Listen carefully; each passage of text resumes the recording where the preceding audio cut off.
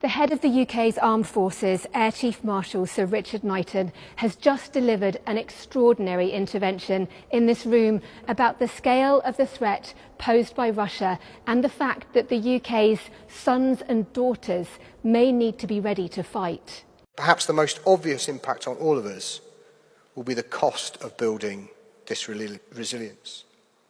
Sons and daughters, colleagues, veterans will all have a part to play. To build, to serve, and if necessary, to fight. And more families will know what sacrifice for our nation means. The comments follow a separate speech by Blaise Metrovelli, the head of MI6. She too raised the alarm about the dangers posed by Vladimir Putin's Russia.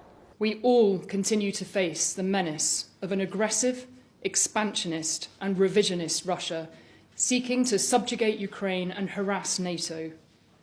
I find it harrowing that hundreds of thousands have died, with the toll mounting every day because of Putin's historical distortions and his compromised desire for respect. The two speeches underline the growing concern inside defence and security circles about the threat posed by Russia and the need for the whole of society to be prepared to respond.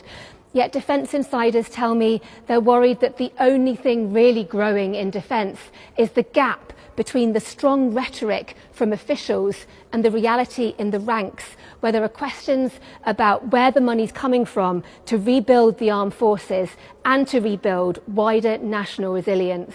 Is there a risk that the only thing growing in UK defence is the gap between the strong rhetoric from people like you about the need to rebuild strength and the reality in the ranks, where they're facing potential cuts of capability and no clarity on how we're going to fund a whole of society approach to resilience?